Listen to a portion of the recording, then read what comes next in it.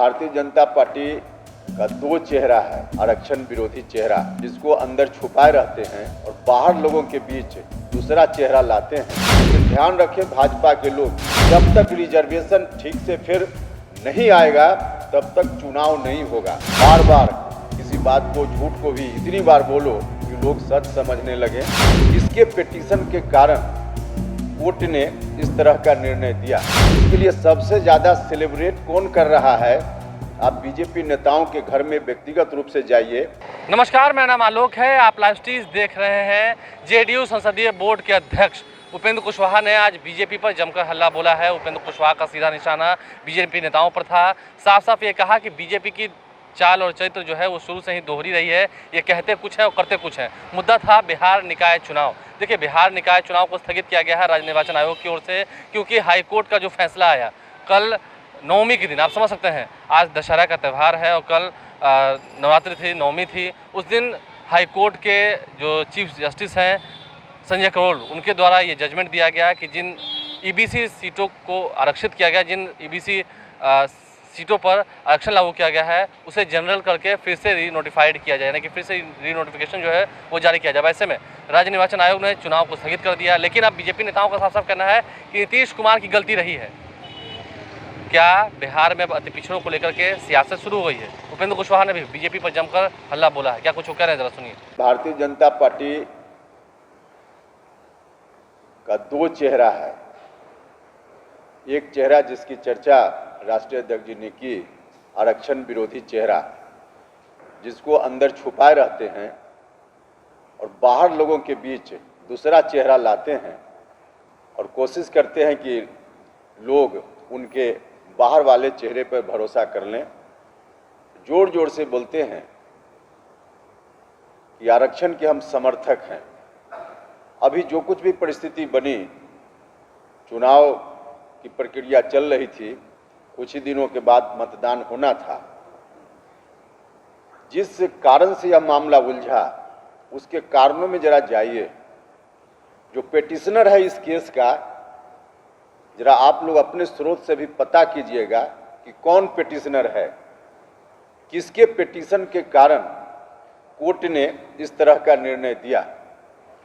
आपको पता चल जाएगा कि भारतीय जनता पार्टी का क्या लिंक है उससे। आज रुका है रिजर्वेशन, इसके लिए सबसे ज्यादा सेलिब्रेट कौन कर रहा है? आप बीजेपी नेताओं के घर में व्यक्तिगत रूप से जाइए तो पता चल जाएगा कि आज कौन सेलिब्रेट कर रहा है इस बात को लेकर। हिटलर जिस तरह से कहता था कि किसी एक झूठ को 100 बार बोलो तो सच दिखेगा, इसी थ्योरी पर बीजेपी के लोग चलते हैं। बार बार किसी बात को, झूठ को भी इतनी बार बोलो कि लोग सच समझने लगे। लेकिन मुगालते में है लोग, बिहार के लोग और देश के लोग अब उनके झूठ में नहीं आने वाले। दूसरी चीज कि भारतीय जनता पार्टी का रवैया पुराना है, जिसकी चर्चा राष्ट्रीय अध्यक्ष जी कर रहे थे कि आरएसएस के नेता ने क्या कहा है रिजर्वेशन के बारे में।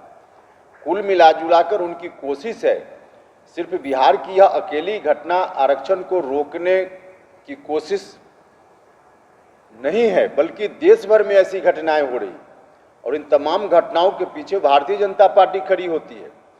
और उनका प्रयास है कि धीरे धीरे उलझाते उलझाते जो 27% ओबीसी का आरक्षण केंद्र सरकार की नौकरियों में है, उसको भी किसी तरह से हम उलझा दें और कोर्ट के माध्यम से उसकी समीक्षा का भी रास्ता निकाल दें।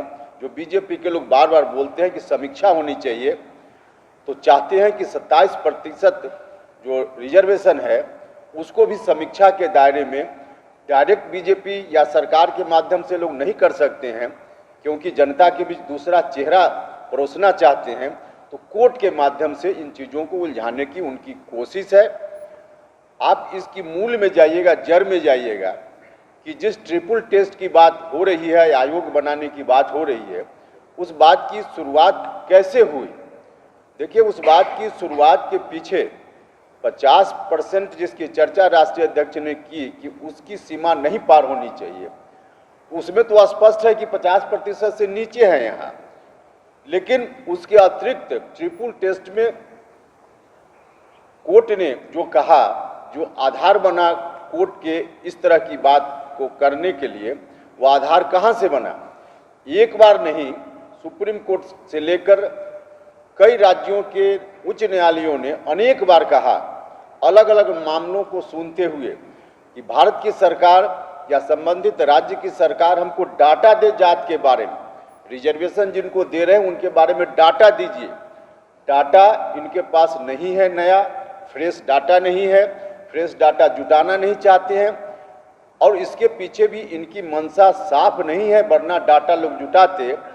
और फ्रेश डाटा नहीं होने के कारण ही कोर्ट के सामने यह गुंजाइश बनी कि कोर्ट ने, चाहे महाराष्ट्र का मामला हो, मध्य प्रदेश का मामला हो, और अभी यहाँ या दूसरे राज्यों में, कोर्ट ने ट्रिपल टेस्ट में कहा कि पिछड़ेपन का आंकड़ा लाइए। इसलिए कोर्ट ने एक नई व्यवस्था दे दी।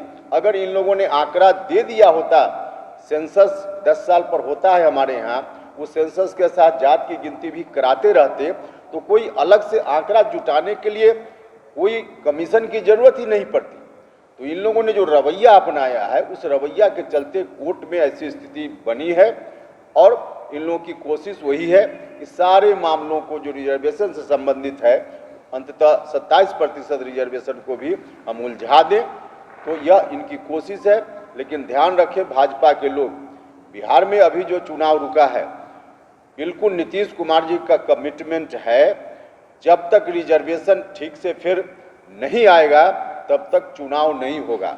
अति पिछड़ा भाइयों के रिजर्वेशन को सुनिश्चित किए बिना बिहार में चुनाव नहीं होगा। राज्य सरकार को कानूनी तरीके से जो भी कदम उठाना होगा राज्य की सरकार उठाएगी, लेकिन बिना अति पिछड़ों के रिजर्वेशन या जिन वर्गों के लिए रिजर्वेशन बिहार की सरकार ने, नीतीश कुमार जी ने दिया है, उनके रिजर्वेशन के बिना कोई चुनाव नहीं होगा। रिजर्वेशन के साथ ही चुनाव होगा। तो उपेंद्र कुशवाहा की पूरी बातों को हमने आपको सुना है। अब देखना यह है कि बिहार निकाय चुनाव तो टल गया है, लेकिन बिहार निकाय चुनाव तब तक नहीं होगा जब तक अति पिछड़ों को आरक्षण देने की बात जो है वो पूरी नहीं हो जाती है, वो मिल नहीं जाती है। अति पिछड़ों के आरक्षण के बिना बिहार में निकाय चुनाव नहीं होंगे, ये बात साफ कह दी है उपेंद्र कुशवाहा ने। हमारे चैनल को सब्सक्राइब कर लें, साथ साथ फेसबुक पेज भी लाइक करें। आगे क्या बिहार सरकार सुप्रीम कोर्ट में भी चैलेंज करेगी इस जजमेंट को, ये देखना होगा। धन्यवाद। जब तक रिजर्वेशन ठीक से फिर नहीं आएगा तब तक चुनाव नहीं होगा। बार बार किसी बात को, झूठ को भी इतनी बार बोलो कि लोग सच समझने लगे।